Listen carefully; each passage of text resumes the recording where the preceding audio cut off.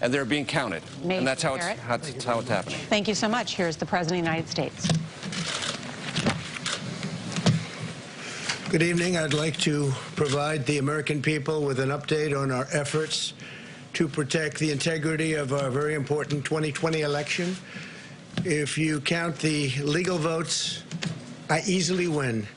If you count the illegal votes, they can try to steal the election from us. If you count the votes that came in late, we're looking at them very strongly, but a lot of votes came in late. I've already decisively won many critical states, including massive victories in Florida, Iowa, Indiana, Ohio. To name just a few, we won these and many other victories despite historic election interference from big media, big money, and big tech. As everybody saw, we won by historic numbers. And the pollsters got it knowingly wrong. They got it knowingly wrong. We had polls that were so ridiculous, and everybody knew it at the time. There was no blue wave that they predicted. They thought there was going to be a big blue wave. That was false. It was done for suppression reasons. But instead, there was a big red wave. And it's been properly acknowledged, actually, by the media. They were, I think, very impressed. But that was after the fact. That doesn't do us any good.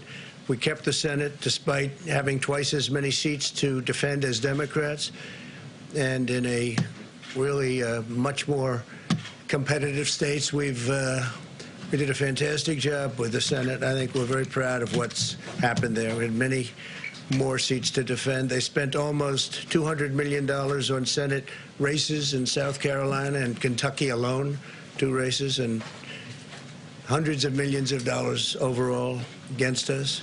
At the national level, our opponents' major donors were Wall Street bankers and special interests. Our major donors were police officers, farmers, everyday citizens.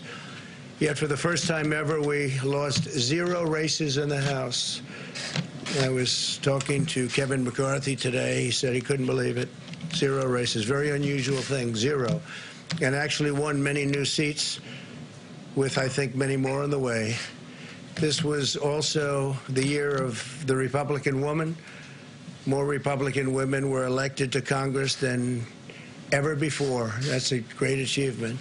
I won the largest share of non-white voters of any Republican in 60 years, including historic numbers of Latino, African American, Asian American, and Native American voters, the largest ever in our history. We grew our party by 4 million voters, the greatest turnout in Republican Party history.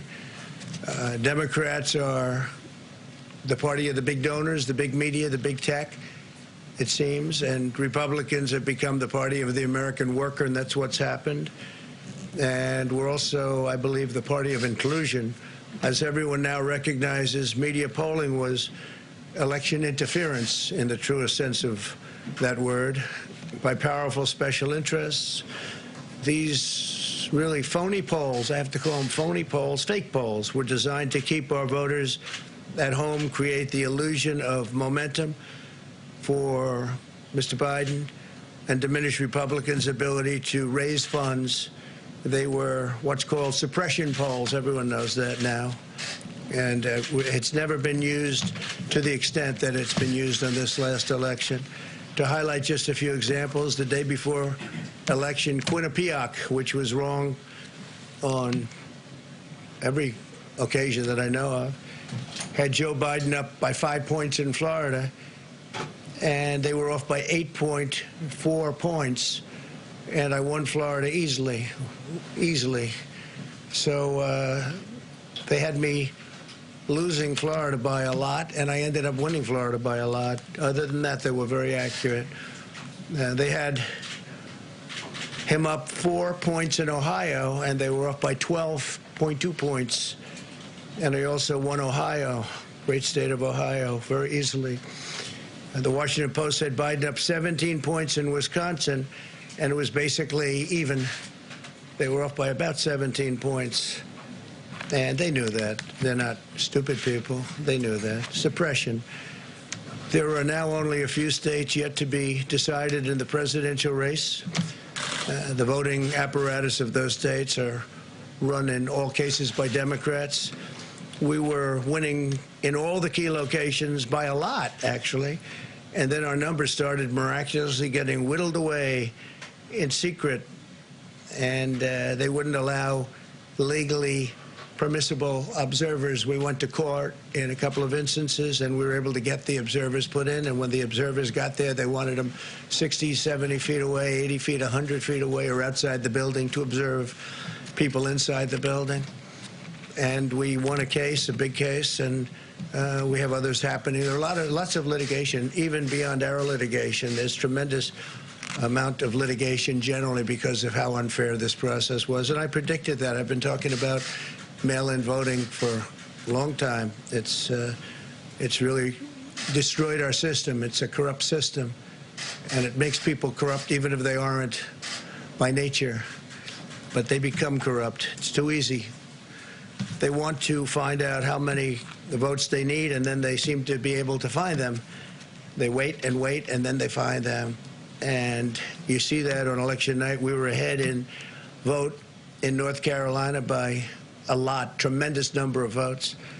And we're still ahead by a lot, but not as many, because they're finding ballots all of a sudden. Oh, we have some mail-in ballots. It's amazing how those mail-in ballots are so one-sided, too. I know that it's supposed to be to the advantage of the Democrats, but in all cases, they're so one-sided. We were up by nearly 700,000 votes in Pennsylvania. I won Pennsylvania by a lot, and that gets whittled down to, I think they said now we're up by 90,000 votes, and they'll keep coming and coming and coming. They find them all over.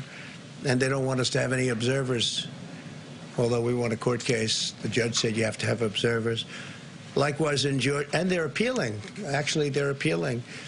We won a case that we want people to watch, and we want observers, and they're actually appealing, which is sort of interesting. I wonder why they'd appeal, that all we want to do is have people watch as they do the vote tabulations. Likewise in Georgia, I won by a lot, And there, the President of the United States addressing the American people for the first time, claiming that if you count the legal votes, I easily win. Nancy Cordes is with us. There were a couple of statements that the President made. Do you have a fact check? Yes, on a number of fronts, Nora. First of all, he said, if you count the legal votes, I win. If you count the illegal votes, Joe Biden wins. Well, first of all, we don't have any indication that there are any substantive number of illegal votes out there. Then he said that he's going to be looking very closely at votes that came in late.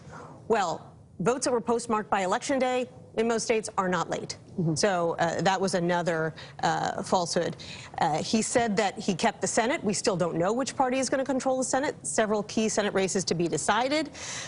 He said our numbers started getting whittled away miraculously after the election.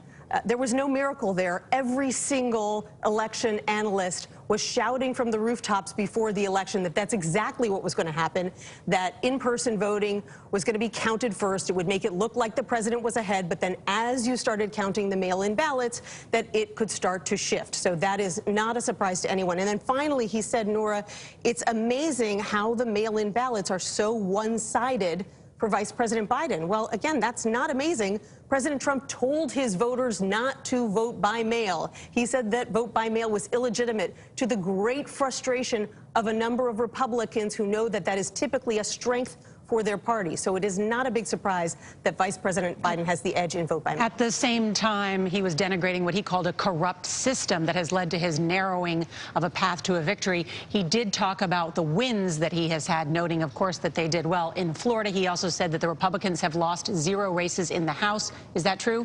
The House of Representatives? Republican incumbents have done amazingly well. They haven't lost their races. He was right about that. And he was also right about the fact that this is the year of the GOP woman, because they're adding to their ranks in the House. They started out with about 10. They're probably going to double that. Right. So we just want to be fair. We will point out on what the president is correct on and what he has spoken incorrectly. You wouldn't know that this was a historic turnout. I mean, on both sides, the number of people who turned out in this election, you wouldn't have known it from what was it felt like a kind of a deflated recitation from the president, where there's one bar if you're claiming that there is fraud, proof of the fraud, and he had none.